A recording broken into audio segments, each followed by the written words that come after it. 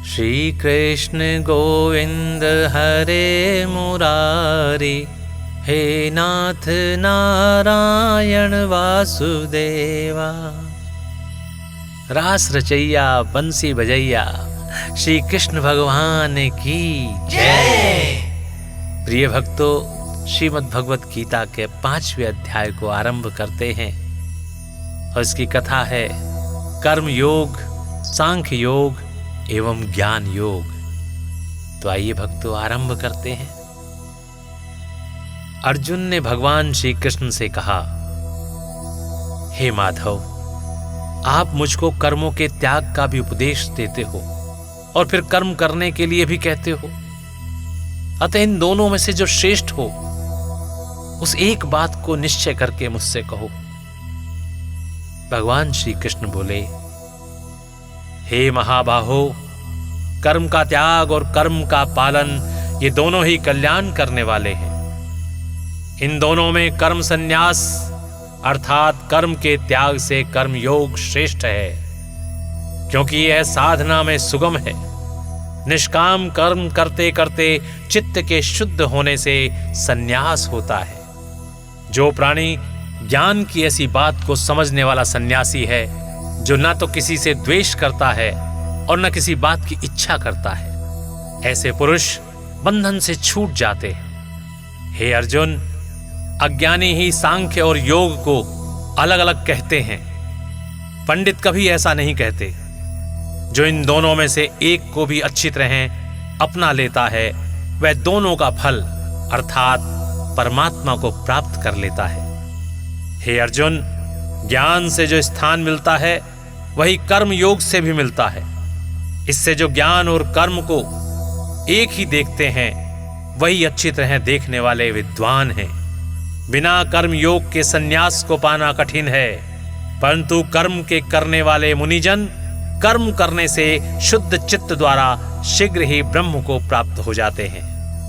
हे अर्जुन, जो कर्म योग से युक्त हैं अर्थात कामना का त्याग करके काम करते हैं, जिनका चित्त शुद्ध है, जिन्होंने अपनी आत्मा और इंद्रियां जीत ली हैं और जो अपनी आत्मा को संपूर्ण प्राणियों की आत्मा से भिन्न नहीं मानते हैं, परंतु फिर भी उनमें लिप्त नहीं होते हैं, वे भी वास्तव में योगी ही हैं। हे पार्थ, कर्म बंधन से मुक्त तत्वज्ञानी लोग देखते हैं, सुनते हैं, स्पर्श करते हैं, भोजन करते हैं, सूंघते हैं, चलते हैं, सोते हैं, श्वास लेते हैं, तो भी यही मानते हैं कि मैं कुछ भी नहीं कर रहा हूं। वे बोलते हैं, छोड़ते हैं, ग्रहण करते हैं, आंखें खोलते हैं, बंद करते हैं, परंतु यही समझते हैं कि वे कुछ नहीं करते। इंद्रियां ही अपने अपने विषयों को बरत रही हैं। जो मनुष्य कर्म करते हैं और उन कर्मों को ब्रह्म में अर्पण कर फल की इच्छा को छोड़ देते हैं, उन पुरुषों से पाप उसी प्रकार लिप्त नहीं होता जैसे कमल पत्रों पर जल नहीं ठहरता।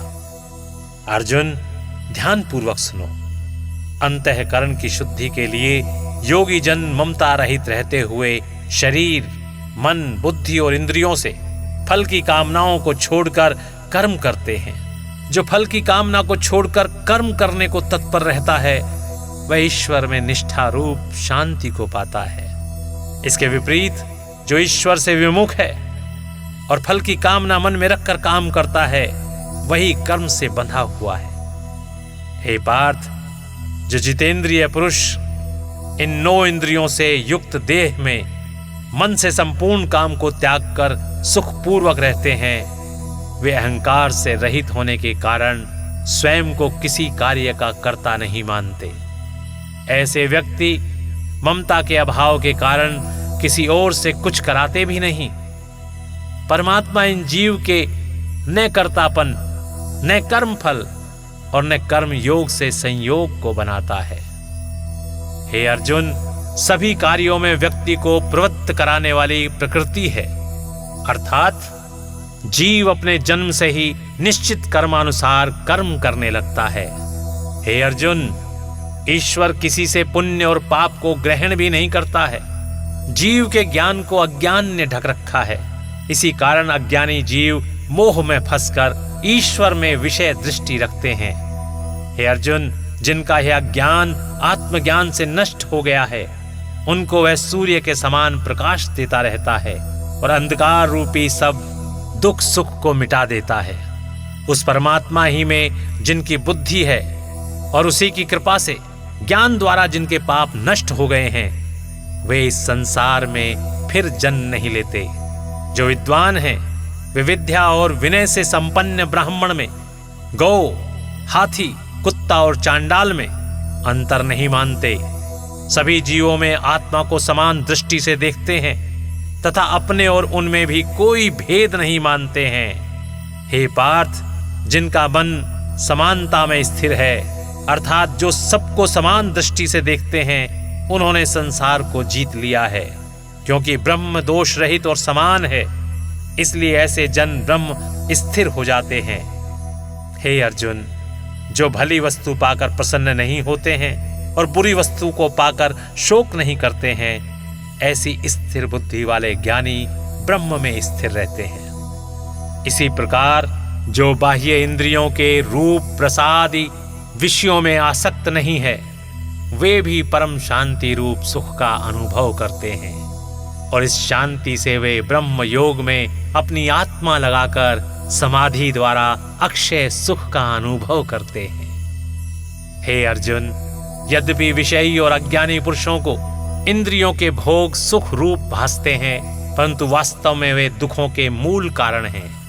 सांसारिक भोग पैदा होते हैं और मिट जाते हैं, इसलिए कर्म करते हुए भी विवेकी जन विषयों में रमण नहीं करते।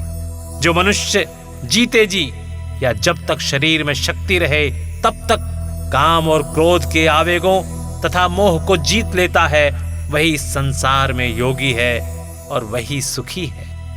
हे अर्जुन, जो अपनी आत्मा ही में सुख का अनुभव करता है और जो अपने अंतःकरण के आत्मा संबंधी ज्ञान से प्रकाशित है, वह योगी ब्रह्म रूप होकर निर्वाण पद को प्राप्त हो जाता है। जिनके दो भाव नहीं है और जिन्होंने अपनी आत्मा को अपने वश में कर लिया है, जो प्राणी मात्र की भलाई चाहते हैं और जिनके संपूर्ण पाप क्षीण हो गए हैं, वे ही निर्वाण सुख में मग्न होते हैं। जो काम और क्रोध से रहित हो गए हैं, संयम पूर्वक रहते हैं, जिन्होंने अपना मन वशीभूत कर रखा है और जो आत्म तत्व को जानते हैं, उनके सब और ब्रह्म सुख वर्तमान रहता है। हे पार्थ, मन की एकाग्रता बढ़ाने हेतु प्राणी को चाहिए कि वह रूप रसादि इंद्रियों के बाह्य विषयों को बाहर करके और नेत्रों से प्रकृति का ध्यान कर प्राण और अपान वायु को समान रख कुंभक प्राणायाम करे। भ्रू मध्य में दृष्टि रखना इसलिए कहा है कि नेत्र बंद करने से तो निद्रा का भय और खुले रहने से बाह्य विषयों पर मन दौड़ता है।